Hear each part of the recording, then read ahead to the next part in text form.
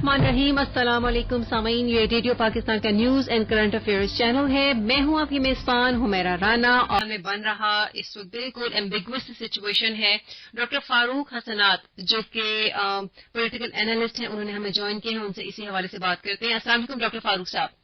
جی بہت شکریہ آپ کا وقت دینے کے لیے ڈاکٹر فاروق صاحب. ڈاکٹر فاروق صاحب، بڑی انارکی افراتفری کا عالم نظر آ رہا ہے ہمیں، اور چیف جسٹس آف پاکستان یہ کہتے ہیں کہ کوشش ہم کریں گے کہ کل فیصلہ سنا دیں. چونکہ سپریم کورٹ کے اندر یہ کیس ابھی زیر سماعت بھی ہے، تو اس پہ تو ہم زیادہ بات نہیں کر سکتے، میٹر سب جوڈس ہے.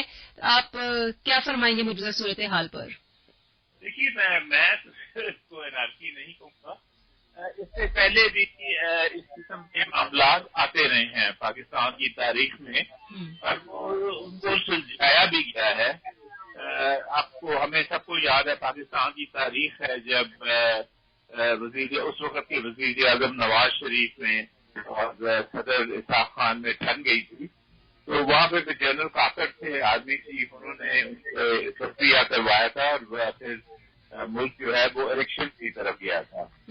اس کے بعد پھر دوسرا بھی ہم اور بھی معاملات ہم دیکھتے ہیں آگے اگر چلے پاکستان کی تاریخ میں، تو بہت سے معاملات جو ہیں وہ سپریم کورٹ نے ہی سلجھائے تھے. مثال کے طور پہ ضیاء الحق نے جب ڈسمس کیا تھا اسمبلی کو، جنیجو صاحب ہوتے تھے وزیر اعظم، تو اس میں عدالت نے کہا تھا کہ ان کو غلط ڈسمس کیا ہے، لیکن ساتھ ہی انہوں نے یہ فیصلہ دیا تھا کہ چونکہ معاملات اب اتنے آگے چلے ہیں تو اس لیے الیکشن کی طرف ہی جانا چاہیے. تو اس لیے یہ معاملات سلجھائے جاتے ہیں.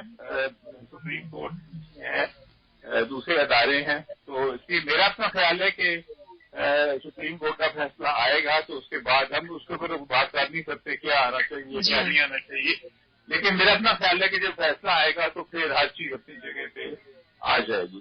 اور پاکستان کا بھی ایک ہی حال ہے، جو بھی یہاں پہ جو مسائل ہو گئے ہیں کہ الیکشن کی طرف جائے، اور الیکشن کی طرف جائے اور لوگوں سے نیا مینڈیٹ لیا جائے، اور اس کے بعد پھر جو اپنا جو کام ہے وہ ہر ادارہ وہ کرنا شروع کر دے گا.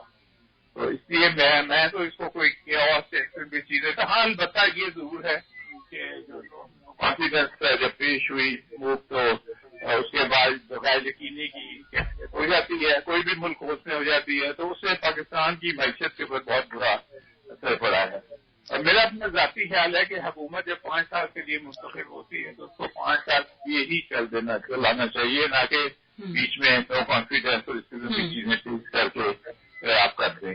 یہ غلط تھا، یہ تو نہیں کرنا چاہیے تھا. ان کو 5 سال میں دیر کتنی رہ گئی ہے، اور 1 سال گزر جاتا ہے یا 8 مہینے گزر جاتے ہیں تو پھر تو الیکشن کی کیمپین شروع ہو جاتی ہے.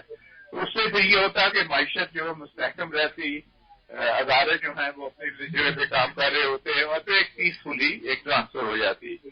یہ بیچ میں آتے جو نو کانفیڈنس انہوں نے کیا ہے اس نے ساری ہر چیز کو ہلا کے رکھ دیا ہے، اور اس میں سب سے زیادہ جو شکار بنے گا وہ غریب آدمی بنے گا، چونکہ معیشت جب خراب ہوگی تو اس سے مہنگائی اور بڑھے گی، انسرٹنٹی ہوگی. اور پاکستان کے اب دیکھ لیجیے جو 2 ممالک ہیں وہ کافی تشویش کا اظہار کر رہے ہیں. ترکی نے بھی کیا ہے، ایران کے آج میں اخبار دیکھ رہا تھا، ان کی بھی ہیڈ لائنز تھی تشویش کے حوالے سے. روس نے بھی تشویش کا اظہار کیا ہے. تو پھر اس قسم کی بھی پھر پاکستان ایک ایسی سچویشن میں نہ آ جائے جس میں اس کو ہر طرف سے پریشر پڑنا شروع ہو جائیں. لیکن امید کی جا سکتی ہے کہ کل جب سپریم کورٹ فیصلہ ان کا آئے گا تو وہ ایسا ہی فیصلہ ہوگا جس سے معاملات سلجھیں گے، بگڑیں گے نہیں ہے. یہ پہلے بھی ہو چکا ہے، اور اب بھی ہمیں یہی امید کرنی چاہیے. ٹھیک ہے، بہت بہت شکریہ ڈاکٹر فاروق حسنات، پولیٹیکل اینالسٹ ہمارے ساتھ لائن پر موجود تھے اور اپنا تجزیہ دے رہے تھے. اور ہم دیکھ رہے ہیں کہ ہر کوئی محتاط انداز میں ہی بات کو کر رہا ہے.